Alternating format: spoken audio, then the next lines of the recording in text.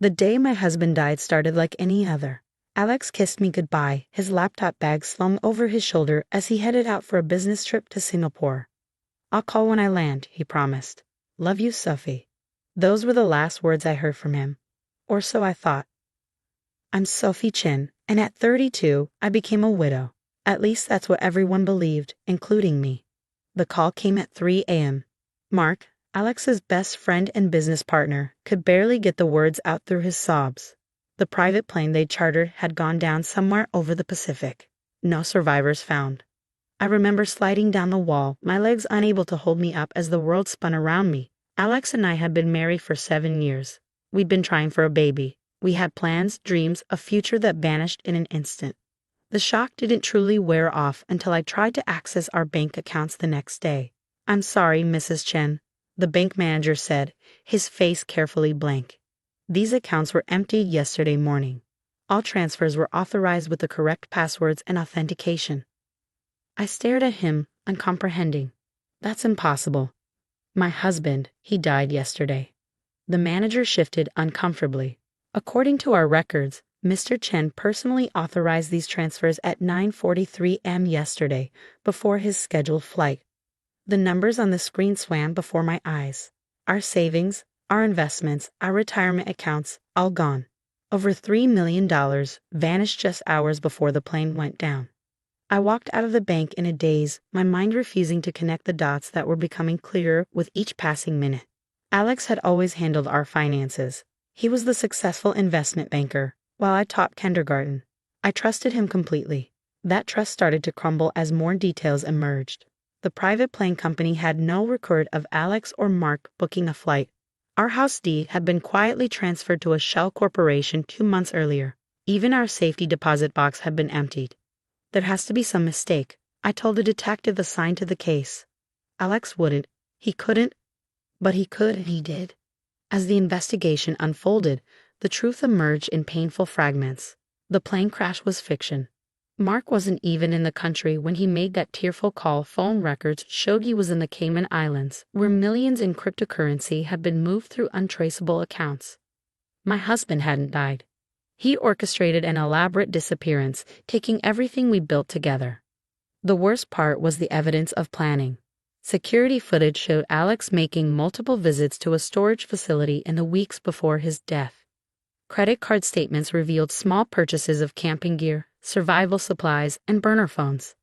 He'd been preparing for months while sleeping beside me every night. Our friends were stunned. "He seems so devoted to you," they said. "You two were perfect together." Were we? Looking back, I started to see the cracks I'd ignored. The late-night phone calls he'd take outside, the business trips that grew more frequent, the way he changed passwords and insisted on handling all our finances. I'd been a fool, blinded by love and trust. The house went into foreclosure. I moved into a tiny apartment, taking only what I could prove I bought with my teaching salary. The life insurance company denied my claim, citing evidence of fraud. Mark disappeared, his phones disconnected, his social media erased. Depression hit hard. I took leave from work, barely able to get out of bed. My sister Grace moved in temporarily, forcing me to eat, to shower, to keep living when all I wanted was to disappear like Alex had. "He's not worth this," she'd say, holding me through the nightmares. "You're stronger than what he did to you." But I didn't feel strong. I felt hollow, scraped empty of everything I thought I knew about love and trust. The students in my kindergarten class noticed the change in their usually cheerful teacher. Their innocent questions, "Why are you sad, Ms. Chen?" would bring me to tears. Months passed in a fog of grief and anger. I went through the motions of living, teaching my class, paying my bills, trying to rebuild some semblance of normalcy. But every night, I'd lie awake wondering where Alex was, what he was doing with our money, whether any part of our marriage had been real. The police investigation stalled. Without a body, they couldn't prove death or fraud. International financial regulations made tracing the money nearly impossible. Alex had planned his escape meticulously, leaving no loose ends. Grace convinced me to start seeing a therapist, Dr. Martinez, who specialized in trauma and betrayal. In her quiet office, I began to unravel the threads of my marriage, seeing patterns I'd missed. "He love-bombed you," she explained. The whirlwind romance, the lavish gifts, the constant attention. It was all designed to create deep trust quickly. People like Alex are master manipulators. They study their targets, learning exactly how to make them feel special. I remembered our courtship, how he'd seemed too good to be true, sweeping me off my feet with grand gestures and declarations of love. How quickly he wanted to merge our lives, our finances, our futures. But 7 years, I whispered. Who could pretend for 7 years? Sociopaths can, she said gently. To them, relationships are transactions. They can mimic emotions perfectly while feeling nothing real underneath. The truth was like acid, burning away the last of my illusions. Alex hadn't loved me. I'd been a long con, a cover story, a way to build legitimate wealth he could steal. Our whole marriage had been a carefully constructed lie. 1 year after his death, I filed for divorce on grounds of abandonment. The paperwork felt final, like closing a book I never wanted to read again. I changed my name back to Sophie Lin, refusing to carry his name any longer. Grace helped me move to a new apartment, one I chose for myself. I started rebuilding, piece by piece. I took financial literacy classes, opened new accounts in my name only, and began to trust my own judgment again. But sometimes, late at night, I'd dream of Alex. In my dreams, he was always smiling that perfect smile, the one that had made me feel like the most special person in the world. I'd wake up hating myself for missing the man I thought he was. I had no way of knowing then that 8 years would pass before I saw that smile again. That when I did, it would be in an airport terminal thousands of miles from home. That the man wearing it would be standing with his new family, living the life he'd stolen from me. And I had no way of knowing that I would be ready for him. 8 years can dull even the sharpest pain. I had built a new life, one carefully constructed without any traces of Alex. I'd earned my master's degree in education, become a school principal, and even started dating again, though trust never came easily. The day everything changed, I was at LAX, waiting for a flight to a conference in Boston. My attention was caught by a child's laughter, bright and uninhibited in the way only young children can be. I looked up from my phone, and there he was. Alex stood about 30 feet away, holding hands with a boy who looked about 6. A woman in expensive yoga wear leaned against him, heavily pregnant, while a little girl clutched his other hand. They looked like a perfect family from a magazine cover. He hadn't changed much. A few gray hairs at his temples, laugh lines around his eyes, but still handsome in that polished way that had first attracted me. His suit probably cost more than I made in a month. Then he turned slightly, and our eyes met. I saw the moment recognition hit him. His face went pale, and he instinctively pulled his family closer, as if I were a threat. The woman, his new wife, noticed his tension and looked my way, confusion clear on her face. My hands didn't shake as I pulled up my phone. Years of therapy had prepared me for this moment, though I'd never truly believed it would come. I snapped several clear photos before he could react, then dialed a number I'd memorized long ago. Detective Rivera, remember that case from 8 years ago? I found him. Alex's expression shifted from shock to fear. He whispered something to his wife, who gathered the children and hurried toward their gate. But he stayed, watching me as I spoke to the detective who had never quite closed my case. When I hung up, he approached cautiously, like someone nearing a wild animal. "Sophie," he said softly, that familiar voice sending unwanted shivers down my spine. "Please, I have a family now." "You had a family before," I replied, my voice steady. Or was I just a convenient mark? He glanced nervously at the security cameras, the crowds flowing around us. It wasn't like that. I was in trouble. I owe people money. Dangerous people. Disappearing was the only way out. And stealing every penny we had. Making me think you were dead. Was that the only way too? "I can explain everything," he said, taking a step closer. "Maybe we could get coffee, talk somewhere private." "No," I cut him off firmly. "We're not going anywhere private. In fact, you might want to call your lawyer. The FBI is very interested in financial fraud cases involving fake deaths." His face hardened. "You don't want to do this, Sophie. Think about my kids." "I am thinking about them. I'm thinking about how they deserve to know who their father really is. Just like your wife deserves to know she married a con man." Security officers were approaching. I'd mentioned a possible fraud suspect when I called Rivera. Alex saw them too and straightened his designer jacket. "You're making a mistake," he said quietly. "I'm not the same person I was back then." I smiled, feeling calmer than I had in years. "That's where you're wrong, Alex. You're exactly the same person. You're still lying, still manipulating, still trying to protect yourself at everyone else's expense. The only difference is that this time, I can see right through you." The officers reached us. "Sir, we need you to come with us." Alex's mask slipped for just a moment, and I saw the cold calculation in his eyes that I'd been too blind to notice during our marriage. Then it was gone, replaced by a businessman's polite confusion. "There must be some mistake," he said smoothly. "I have a flight to catch." "No mistake, Mr. Chen. Or are you going by a different name these days?" His new wife was watching from their gate, concern evident on her face as she held their children close. My heart ached for them, innocent victims who would soon have their world shattered, just as mine had been. As the officers led Alex away, I saw him reach for his phone, probably calling the high-powered lawyers that our stolen money had bought. But it didn't matter. I had what I needed: proof that he was alive, evidence of his new identity, and enough photos to ensure he couldn't disappear again. Detective Rivera arrived within the hour, along with 2 FBI agents. They took my statement in a private office, documenting everything about Alex's new life that I'd observed. "He's using the name Alexander Whitman now," one agent told me. "Looks like he's been running a successful investment firm in Vancouver. Married, 2 kids, 3rd on the way.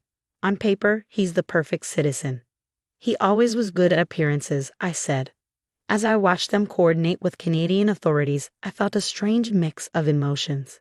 There was satisfaction, yes, but also sadness for his children, and something else: relief. Relief that I could finally stop wondering, stop looking over my shoulder, stop feeling like a fool for not seeing through him sooner. My phone buzzed with a text from Grace. "Did they get him?" "Yes," I replied. "It's finally over." But I had no idea then just how wrong I was. It wasn't over. It was just beginning. The arrest of Alexander Whitman, formerly known as Alex Chen, made international headlines. Dead husband found living double life. Multi-million-dollar fraud scheme exposed. The story was too sensational to ignore. His new wife, Rebecca, reached out to me through her lawyer. She wanted to meet, to understand. We arranged to talk at a neutral location, a hotel conference room with our attorneys present. She was beautiful, younger than me, and visibly pregnant. Her eyes were red from crying, but she held herself with dignity. "Did you know?" she asked immediately. "Was any part of your marriage real?" I shook my head.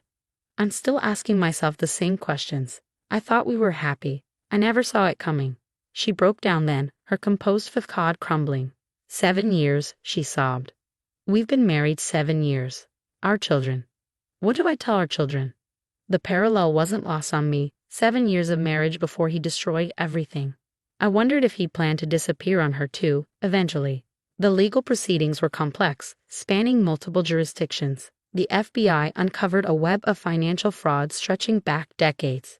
Alex hadn't just stolen from me. There were other victims, other schemes, other lives he'd ruined.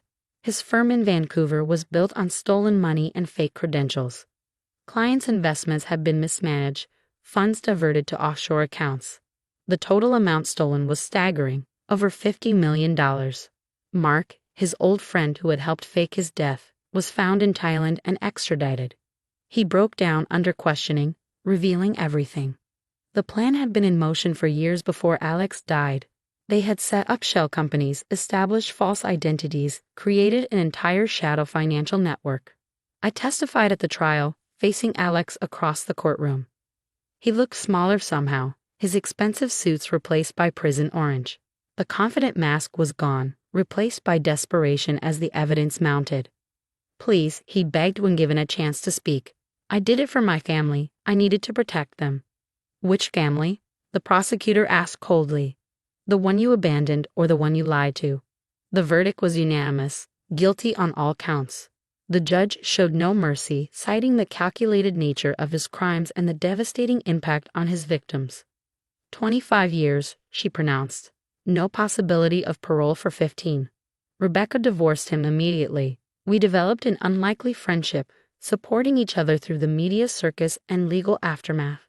Her children would need therapy just as I had. But they were young. They would recover. build new memories, understand eventually that their father's actions weren't their fault. The recovered money was divided among his victims. I received back most of what he'd stolen from me, plus interest and damages. But the real victory wasn't financial. I visited him once in prison, 6 months into his sentence, not for closure. I found that already. But to tell him something important. I forgive you, I said through the glass partition. Not for you, but for me. I'm done letting what you did define my life. He stared at me, that manipulative charm finally stripped away. How? He whispered. How can you forgive me? Because I'm stronger than what you did to me. I always was. You just helped me realize it. I stood up to leave, but paused. One more thing. Rebecca and I are starting a support group for victims of financial fraud. Your story is helping other people protect themselves. So in a way, you finally did something good. As I walked out of the prison, my phone buzzed. A text from my boyfriend James, a kind, honest man I'd met through my school's parent association. Proud of you, it read. Dinner tonight? I smiled, remembering how long it had taken me to trust again, to believe that love didn't have to be a weapon. James had been patient, understanding that my walls were built from hard experience. That evening over dinner, he proposed. The ring was simple, nothing like the flashy diamond Alex had used to win me. But James offered something far more valuable. Truth, partnership, and a love built on respect rather than deception. Yes, I said, tears of joy replacing all the tears of pain I shed over the years. Later that night, I stood on my balcony, looking at the city lights. I thought about the young woman I'd been devastated by betrayal, thinking her life was over. I wish I could tell her that the end of one story was just the beginning of a better one. My phone buzzed with a text from Rebecca. Support group meeting tomorrow. 5 new members. We're making a difference. I smiled, thinking about how life's darkest moments can lead to unexpected light. Alex had tried to destroy me, but instead he forced me to discover my own strength. His betrayal had led me to help others, to find real love, to become someone I was proud to be. The next morning, I walked into my school office, where pictures of my students lined the walls. Their trust and innocence reminded me daily why honesty matters, why integrity is worth protecting. A news alert popped up on my phone. Another financial fraud case exposed, another family devastated by lies. I added the victims' contact information to our support group list. Their healing journey was just beginning, but they wouldn't walk it alone. Because that's what survival teaches you, that your worst moments can become someone else's hope. That trust, once broken, can be rebuilt stronger. That love, real love, is worth the risk. Alex would serve his time, his children would grow up, and life would go on. But his greatest legacy wasn't the pain he caused. It was the strength he inadvertently gave to those he tried to break. Sometimes I still dream of that day in the airport, of seeing him with his new family. But now the dreams don't hurt. They remind me of how far I've come, of what I've built from the ashes of his deception. James and I married in a small ceremony, surrounded by real friends and honest love. Rebecca was my maid of honor, a twist of fate neither of us could have predicted. Her children call me Aunt Sophie, and they're growing up knowing that truth matters more than appearances. Life has a way of coming full circle. 8 years after my world shattered, I stood in front of our support group, sharing my story one last time before passing the leadership to Rebecca. Rock bottom, I told them, is where you discover what you're made of. And sometimes, the people who try to destroy you end up giving you your greatest